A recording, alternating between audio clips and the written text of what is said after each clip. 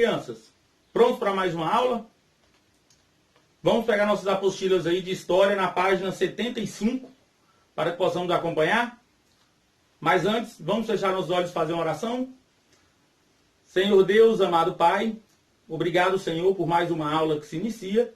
Obrigado, Senhor, pelo cuidado que o Senhor tem tido com cada um de nós. Nos abençoe e abra nossas mentes para que possamos entender o conteúdo. É o que te pedimos. Agradecido, Senhor, em nome de teu Filho amado Jesus. Amém.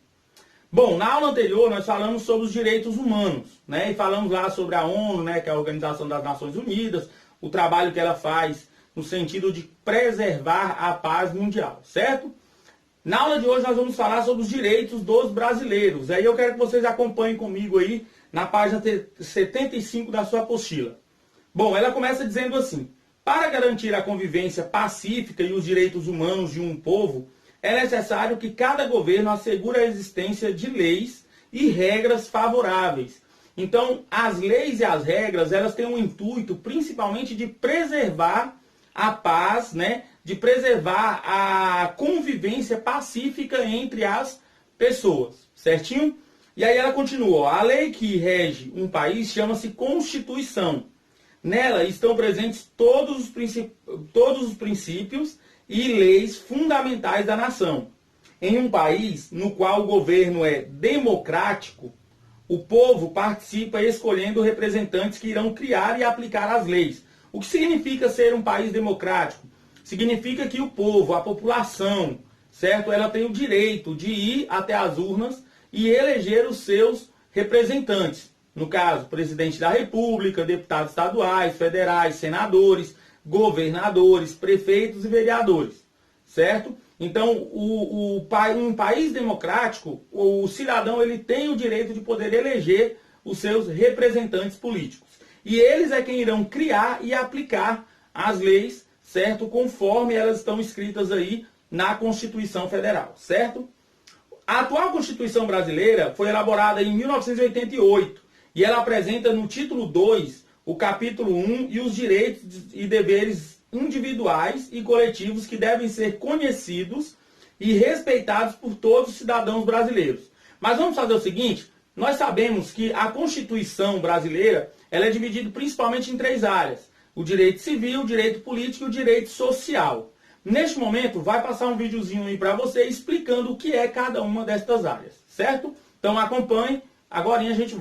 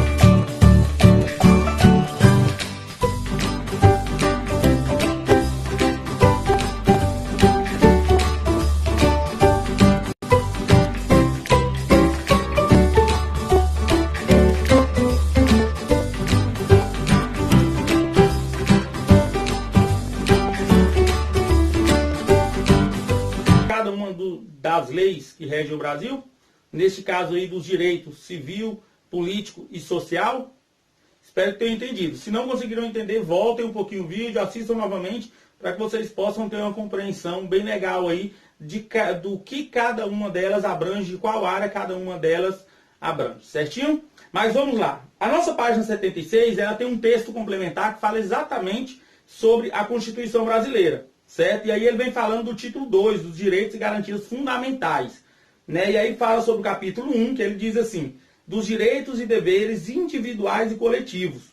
Todos são iguais perante a lei, sem distinção de qualquer natureza, garantindo-se aos brasileiros e aos estrangeiros residentes no país a inviolabilidade do direito à vida, à liberdade, à igualdade, à segurança e à propriedade nos termos seguintes: Homens e mulheres são iguais em direitos e obrigações nos termos dessa Constituição.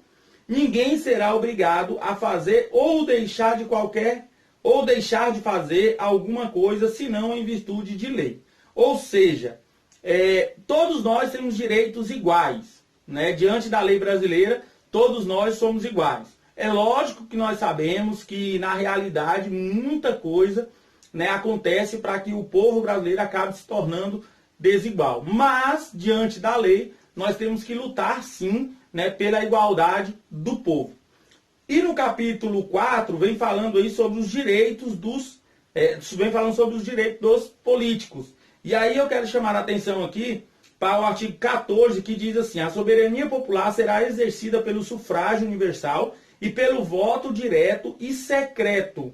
Então, quando nós vamos votar, o nosso voto ele é um voto direto, então nós escolhemos o nosso candidato, o nosso representante, votamos de maneira direta, certo? E secreta. Então ninguém precisa saber em quem você votou, em quem você deixou de votar. Isso quando vocês tiverem lá a idade para que possam estar votando, certinho?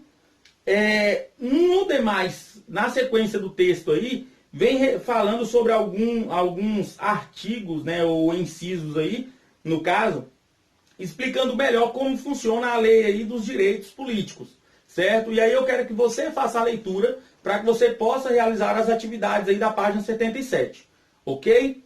A atividade número 1 e 2 da página 77, ela está muito bem explicada, mas eu quero focar com vocês um pouquinho na questão número 3, tá? A questão número 3, ela diz assim, ó: em sintonia com certos movimentos sociais e tratados internacionais, a Constituição brasileira garante aos cidadãos direito à educação, direito à moradia, direito ao trabalho, direito a um meio ambiente sadio, direito ao acesso aos serviços públicos e direito à saúde.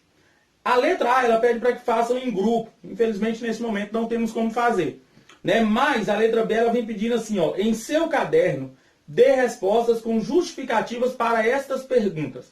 Então, você vai anotar no caderno, certo? Essas perguntas e as suas respostas com justificativas, tá? Por exemplo, na cidade onde você mora, esse direito é garantido à população? A população gurupiense, ela tem o direito à educação? Esse direito, ele é garantido?